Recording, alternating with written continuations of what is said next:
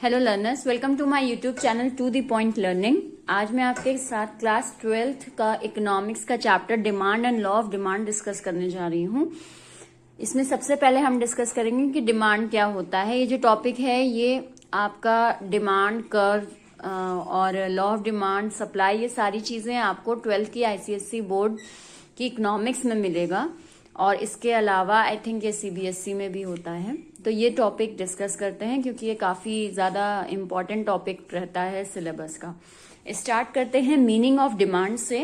It refers to the quantity of a commodity which consumers are willing and able to purchase at various possible prices during a particular period of time. Demand का मतलब होता है कि एक person या एक quantity of demand हम कहें जो कंज्यूमर खरीदना चाहता है, willing to buy and able to purchase, और उसको खरीदने की उसके अंदर क्षमता भी है। एबल टू परचेज मतलब होता है कि उसके पास परचेजिंग पावर है, पैसा है इतना कि वो अपनी उस डिमांड को खरीद सकता है, कमोडिटी को खरीद सकता है। वेरियस पॉसिबल प्राइसेस, अलग अलग दामों पर, during a particular period of time, यानी एक समय में। क्योंकि आपकी डिमांड जो है एक पर्टिकुलर पर्सन की, या अगर मैं कहूं किसी की भी डिमांड, वो टाइम टू टाइम चेंज होती जाती है। तो एक पर्टिकुलर टाइम में एक पर्सन कोई चीज खरीदना चाहता है और साथ साथ वो एबल टू परचेज भी है, उसको खरीद सकता भी है, तो उस चीज को हम कहते हैं डिमांड। नेक्स्ट आते हैं point to be noted regarding demand. कुछ चीजें हैं जो डिमांड को लेकर ध्यान में होनी चाहिए, जिसको हम कंसिडर करते हैं, और वो चीजें क्या क्या हैं। सबसे पहला है डिजायर। एक चीज होती है, हमने 11th में भी पढ़ी थी, डिजायर क्या होता है और डिमांड क्या होता है। डिजायर मतलब होता है केवल इच्छा। It is only a wish to have something. कोई चीज हम चाहते हैं तो केवल चाहते हैं, that is what desire. Demand क्या होता है, it is a wish as well as power to purchase a good. मतलब कि वो हमारी विश तो है, हम चाहते तो हैं उस चीज को खरीदना, साथ साथ हमारे पास पावर भी है उसको परचेज कर लेने की, तो वो चीज फिर डिमांड में कन्वर्ट हो जाती है। जैसे अगर हम चाहें कि हमें ऑडी कार चाहिए तो दैट इज आवर डिजायर, लेकिन अगर हमारे अंदर परचेजिंग पावर है, हमारे पास इतना पैसा है कि हम उसे खरीद लें, तो फिर वो चीज डिमांड में कन्वर्ट हो जाती है। तो डिजायर और डिमांड में ये डिफरेंस है। नेक्स्ट आते हैं, demand is always expressed in relation to a particular price. Demand हमेशा किसी न किसी प्राइस से एक्सप्रेस होती है, यानी कि जब भी हम डिमांड की बात करें कि इस चीज की डिमांड बढ़ रही है या इस चीज की डिमांड कम है, तो उसका रिलेशन डायरेक्ट उसकी प्राइस से होगा। प्राइस जैसे जैसे हमारी किसी कमोडिटी की बढ़ती है, हम ये देखते हैं कि उसकी डिमांड कम होती चली जाती है। क्यों? क्योंकि लोग उसको कम खरीदने लगते हैं, कम पसंद करने लगते हैं। तो it is always expressed in relation to particular price. Third point आते हैं, demand is considered as a continuous flow of purchases like 200 car per day, 73,000 car per year. जब भी हम डिमांड को कंसिडर करते हैं, पूरी मार्केट डिमांड देखते हैं या अकेले डिमांड को देख रहे हैं, तो यानी हम किसी क्वांटिटी की बात कर रहे हैं, और वो क्वांटिटी भी कुछ समय के लिए। जैसे 200 क्वांटिटी हमारी हो गई कार की, और पर डे ये एक दिन का आंकड़ा। तो जब भी डिमांड को कंसिडर किया जाता है तो ऐसे ही नहीं डिमांड राइज या फॉल हो रही है, इस तरह से नहीं, बल्कि हम उसको एक्सप्रेस करते हैं कि ये डिमांड है, ये उसका क्वांटिटी है, इतने प्राइस पर है और इतने ईयर या इतने पीरियड ऑफ टाइम के लिए है। तो ये कुछ चीजें डिमांड को लेकर कंसिडर की जाती हैं। अब नेक्स्ट टॉपिक हम डिस्कस करते हैं इसमें, टाइप्स ऑफ डिमांड, यानी कितने तरीके की डिमांड होती हैं। सबसे पहला हमारा टाइप है individual demand and market demand. Individual demand मतलब होता है, refers to the quantities demanded by an individual और by a single household at various prices during a given period of time. जब केवल एक इंडिविजुअल की हम बात कर रहे हैं, हम उसकी डिमांड को लेकर कंसिडर कर रहे हैं कि वो एक पीरियड में, एक गिवन पीरियड टाइम में क्या चीज डिमांड कर रहा है, कितनी डिमांड कर रहा है, क्वांटिटी कितनी मांग रहा है डिमांड में। जब इसको हम कंसिडर कर रहे हैं तो यानी हम इंडिविजुअल डिमांड की बात कर रहे हैं, केवल सिंगल हाउस होल्ड डिमांड की बात कर रहे हैं, एक घर के डिमांड की या एक पर्सन की डिमांड किसी प्रोडक्ट को लेकर। नेक्स्ट आते हैं market demand. Refers to the quantities demanded by all the household, यानी कि सारे के सारे हाउस होल्ड्स को हम ले लें, पूरी एक मार्केट को ले लें। जब हम उस डिमांड का एनालिसिस कर रहे हैं या उस डिमांड को देख रहे हैं कि उस मार्केट में इस गुड की डिमांड कितनी है, तो वो चीज कहलाती है market demand. And willing to buy, और वो सारे के सारे हाउस होल्ड उस चीज को खरीदना चाहते हैं अलग अलग प्राइजेस पे और अलग अलग पीरियड ऑफ टाइम पे, तो वो चीज मार्केट डिमांड। इसमें अगर मैं कीवर्ड की बात करूं तो इसमें आपका इंडिविजुअल आता है या सिंगल हाउस होल्ड आता है, और यहाँ पे आपका कीवर्ड चेंज हो जाता है जो कि है ऑल हाउस होल्ड या ऑल द इंडिविजुअल्स, तो वो मार्केट डिमांड है। सेकेंड टाइप आते हैं डिमांड के, x एंटे demand and expose demand. इसमें क्या है, एक्स एंटे डिमांड का मतलब होता है it refers to the amount of goods that consumer want to और विलिंग टू बाय और planned to buy during a particular period of time.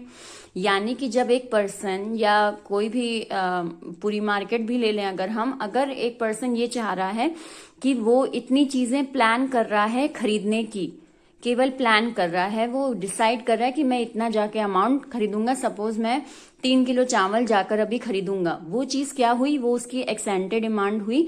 यानी उसके पास पैसा भी है खरीदने का, उसके पास विलिंग भी है, वो चाहता भी है उस चीज को खरीदना, और पर्टिकुलर टाइम में उसकी ये डिमांड भी है, उसने प्लान कर रखा है, इसको हम कहते हैं एक्सेंट डिमांड। नेक्स्ट आते हैं इसी से रिलेटेड होता हुआ expose demand, the amount of good that consumer actually purchase, लेकिन वो एक्चुअली जाकर मार्केट से कितना सामान लेकर आता है, उस डिमांड को हम कहते हैं एक्सपोज्ड डिमांड।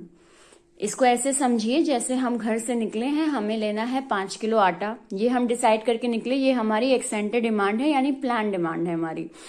फिर वहां हम गए, हमने देखा कि नहीं बहुत महंगा है आटा, तो हम केवल फिलहाल चलाने के लिए 3 किलो ही लेकर चले आए। ये चीज क्या हो गई, ये हमारी एक्चुअल परचेज हो गई, यानी एक्चुअल डिमांड हो गई। हमारी एक्सेंटेड डिमांड हमेशा ज्यादा होती है हमारी एक्सपोज डिमांड से, क्योंकि हम प्लान हमेशा ज्यादा डिमांड के लिए करते हैं, लेकिन खरीद के उसके उम्मीद से कम ही लाते हैं, जनरली ऐसा ही होता है। तो that is accent demand and expose demand. Third पे आते हैं जॉइंट डिमांड। जॉइंट डिमांड का मतलब होता है द डिमांड फॉर 2 और more goods which are used jointly और डिमांडेड टूगेदर। जॉइंट डिमांड का मतलब है जब हम किसी चीज की डिमांड कर रहे हैं, उसके साथ साथ दूसरे गुड्स की डिमांड भी उसके साथ जुड़ी हुई है, जैसे कार और पेट्रोल। अगर हम कार की डिमांड कर रहे हैं तो जाहिर सी बात है हम इन फ्यूचर पेट्रोल की डिमांड भी करेंगे ही।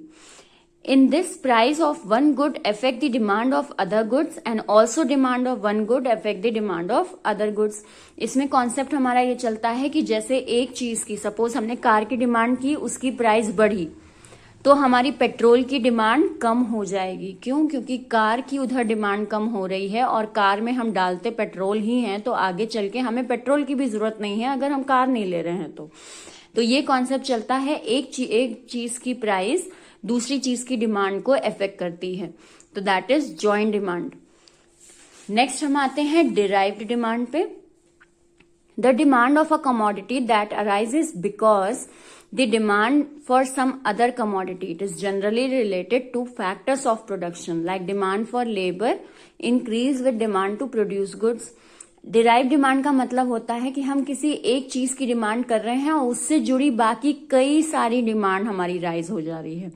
इसको ऐसे समझते हैं जैसे हमें घर बनवाना है, अब हमें घर बनवाना है, ये हमारी एक डिमांड है, ठीक है। अब घर बनवाने के साथ साथ केवल घर बनाना ही एक डिमांड नहीं है, उसके साथ साथ उस एक डिमांड के साथ हमारी कई सारी डिमांड जुड़ जाएगी, जैसे हमें ब्रिक्स चाहिए, ईंटें चाहिए, सीमेंट चाहिए, लोहा चाहिए, सरिया वगैरह चाहिए, ये लेबर्स चाहिए, ये सारी चीजें क्या हैं, वो सारी डिमांड हमारी क्यों है, क्योंकि हमारी एक बेसिक डिमांड है क्या, कि घर बनवाना है। तो डिराइव डिमांड हम इसे कहते हैं कि एक मेन डिमांड है आपकी और उसकी वजह से कई सारी डिमांड राइज अप हो जा रही है। ये मेनली आपका फैक्टर ऑफ प्रोडक्शन में भी फॉलो होता है। फैक्टर ऑफ प्रोडक्शन मतलब जब एक मैन्युफैक्चरर ये डिसाइड करता है कि मुझे गुड्स बनाना है, तो उस गुड्स को बनाने के लिए उसकी कई सारी डिमांड राइज अप हो जाती है कि मुझे एक फैक्ट्री साइट खरीदनी है, मुझे मशीन्स लानी है, मुझे लेबर्स चाहिए हैं, मुझे इलेक्ट्रिसिटी की डिमांड भी है, और भी कई सारी डिमांड उसकी राइज हो जाती है। तो that is what derive demand. Next आते हैं composite demand. Demand for goods with which that have multiple uses, जब एक किसी चीज के कई सारे यूजेस हों और हम उन चीजों की डिमांड करें, in this the change in price of a product leads to change in demand for all the uses of that product. जब हम किसी एक गुड्स की डिमांड कर रहे हैं जिसके कई सारे यूजेस हैं, अगर उसकी डिमांड में कहीं फर्क आता है तो उसके बाकी यूजेस की डिमांड पे भी असर पड़ता है। Moreover, increase in demand for the product that is used decreases it's availability for another use. अब इसका कॉन्सेप्ट ऐसे समझिए कि फॉर एग्जाम्पल मिल्क जो है, अगर उसकी प्राइस में चेंज आया, सपोज हम डिमांड कर रहे हैं हमें मिल्क चाहिए, अब मिल्क में ये है कि उससे कई सारे सामान बनते हैं हमारे घर में, ठीक। अब उसकी प्राइस में चेंज आया तो हमने क्या किया, हमारी डिमांड मिल्क को लेकर थोड़ी कम हो जाएगी, उसके साथ ही साथ मिल्क के अदर यूजेस पे भी उसका असर पड़ेगा। यानी अगर हमारे घर में उससे मिठाई भी बन रही थी, उससे चाय भी बन रही थी, उसको हम ऐसे ही पी भी रहे थे और उससे सपोज दही भी जम रही थी, तो ये सारी चीजें, इतनी सारी जो हमारी डिमांड थी उस पर असर पड़ेगा। हम अपनी बाकी यूजेस को कहीं कम कर लेंगे, हम केवल उस दूध को, अगर वो बहुत महंगा हो गया, केवल चाय के लिए यूज करेंगे। ये क्या हुआ, उसकी डिमांड और उसके अदर यूजेस में कमी आ गई प्राइस राइज हो जाने की वजह से।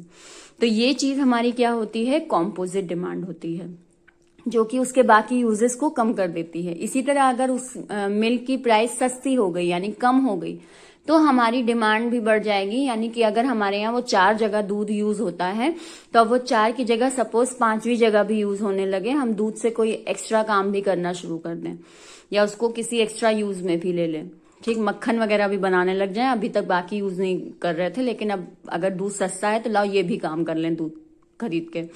तो ये चीज क्या है, ये प्राइस का इफेक्ट है, इसको हम कहते हैं कॉम्पोजिट डिमांड, ठीक। उसके अदर यूजेस से डिमांड जुड़ी हुई, इसमें आपका कीवर्ड मल्टीपल यूजेस ही है। तो ये आज हमने सारे टाइप्स डिस्कस किए, 5 टाइप होते हैं डिमांड के, वो पांचों टाइप्स डिस्कस किए हैं। नेक्स्ट क्लास में मैं आपके साथ कौन कौन से फैक्टर्स अफेक्ट करते हैं डिमांड को वो डिस्कस करूंगी। आई होप आपको समझ में आया हो। अगर कोई भी क्वेरी है तो आप कमेंट सेक्शन में मेंशन कर सकते हैं, और अगर आप चाहते हैं कि मैं इसको और अच्छे से आपको एक्सप्लेन करूं और आप इसके ट्यूशंस चाहते हैं तो बिल्कुल ऑनलाइन ट्यूशन भी मैं आपको प्रोवाइड करा सकती हूं। उसके लिए आप मुझे कमेंट सेक्शन में जरूर मैसेज करें और मेरे चैनल को सब्सक्राइब करें, शेयर करें बाकी स्टूडेंट्स में भी। Thank you and have a nice day.